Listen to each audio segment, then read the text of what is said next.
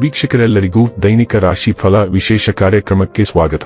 ಇವತ್ತಿನ ಈ ವಿಡಿಯೋದಲ್ಲಿ ನಾವು ವರ್ಷ 2026ರ ಏಪ್ರಿಲ್ ತಿಂಗಳಿನ 8ನೇ ತಾರೀಕಿನ ದಿನ ಮೇಷರಾಶಿಯ ಫಲಗಳನ್ನು ತಿಳಿದುಕೊಳ್ಳಲಿದ್ದು, ಈ ದಿನ ಮೇಷರಾಶಿಯ ಜಾತಕದವರ ಪಾಲಿಗೆ ಹೇಗೆ ಸಾಬೀತಾಗಲಿವೆ, ಈ ದಿನ ಗ್ರಹ ನಕ್ಷತ್ರಗಳ ಸ್ಥಿತಿಗತಿಗಳೇನು ಮತ್ತು ಇಲ್ಲಿ ಉಂಟಾಗಲಿರುವ ಯೋಗಗಳ್ಯಾವುವು, ಈ ಯೋಗಗಳ ಪ್ರಭಾವ ನಿಮ್ಮ ಮೇಲೆ ಹೇಗೆ ಕಾಣಿಸಿಕೊಳ್ಳಲಿದೆ, ಜತೆಗೆ ಈ ದಿನಗಳಂದು ನೀವು ಹೊಂದಿರಬೇಕಾದ ಎಚ್ಚರಿಕೆ ಏನು ಅನ್ನೋದೆಲ್ಲವನ್ನ ವಿಸ್ತಾರ ರೂಪದಲ್ಲಿ ಇಲ್ಲಿ ತಿಳಿದುಕೊಳ್ಳೋಣ.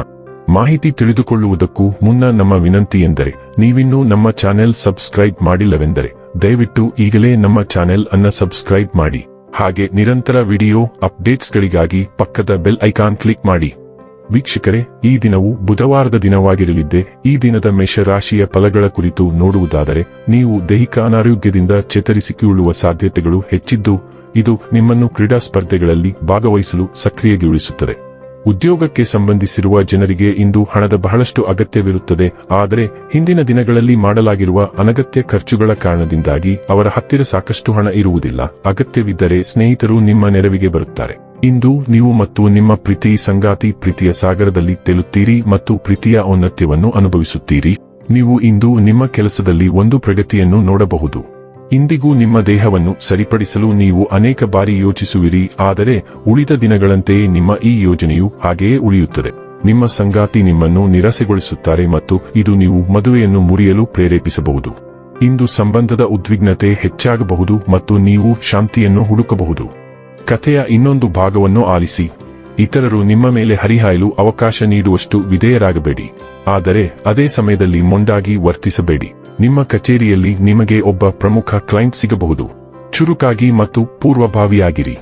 ಆರೋಗ್ಯ ಮತ್ತು ಸ್ವಾಸ್ಥ್ಯ ಬಗ್ಗೆ ತಿಳಿದುಕೊಳ್ಳೋಣ. ಇಂದು ನಿಮ್ಮ ಒಟ್ಟಾರೆ ಯೋಗಕ್ಷೇಮದ ಮೇಲೆ ಗಮನ ಹರಿಸಿ, ವಿಶೇಷವಾಗಿ ನೀವು ರಕ್ತಹೀನತೆ ಅಥವಾ ಸೈನಸ್ ಅಸ್ವಸ್ಥತೆಯ ಲಕ್ಷಣಗಳನ್ನು ಗಮನಿಸಿದರೆ. ನೀವು ಸೂಕ್ಷ್ಮವಾಗಿದ್ದರೆ ಡೈರಿ ಉತ್ಪನ್ನಗಳನ್ನು ತಪ್ಪಿಸಿ ಮತ್ತು ಸಕ್ರಿಯವಾಗಿ ಮತ್ತು ಹೈಡ್ರೀಕರಿಸಿದಂತೆ ಉಳಿಯುವ ಮೂಲಕ ನಿಮ್ಮ ರಕ್ತ ಪರಿಚಲನೆಯನ್ನು ಬೆಂಬಲಿಸಿ. ಹರ್ಷಚಿತ್ತದಿಂದ ಇರುವ ಮನಸ್ಥಿತಿ ಜೀರ್ಣಕ್ರಿಯೆಯನ್ನು ಹೆಚ್ಚಿಸುತ್ತದೆ, ಆದರೆ ಹೊಸ ಆರೋಗ್ಯಕರ ಅಭ್ಯಾಸಗಳನ್ನು ಪ್ರಯತ್ನಿಸುವುದು ಅಥವಾ ಅನನ್ಯ ವ್ಯಕ್ತಿಗಳನ್ನು ಭೇಟಿಯಾಗುವುದು ಉತ್ತಮ ಸ್ವಾರೈಕೆಗಾಗಿ ಹೊಸ ಸ್ಫೂರ್ತಿಯನ್ನು ನೀಡುತ್ತದೆ. ಡೈಲಿ ಲವ್ ಮತ್ತು ರಿಲೇಶನ್ಶಿಪ್ ಬಗ್ಗೆ ತಿಳಿದುಕೊಳ್ಳೋಣ. ನಿಮ್ಮ ಭಾವನೆಗಳು ಒಳಮುಖವಾಗಿ ತಿರುಗಿ ಆಳವಾದ ಶಾಶ್ವತವಾದ ಸಂಪರ್ಕಗಳ ಮೇಲೆ ಕೇಂದ್ರೀಕರಿಸಿದಾಗಲೂ ಅನುಗ್ರಹವು ನಿಮ್ಮ ಉಪಸ್ಥಿತಿಯನ್ನು ಮಾರ್ಗದರ್ಶಿಸುತ್ತದೆ.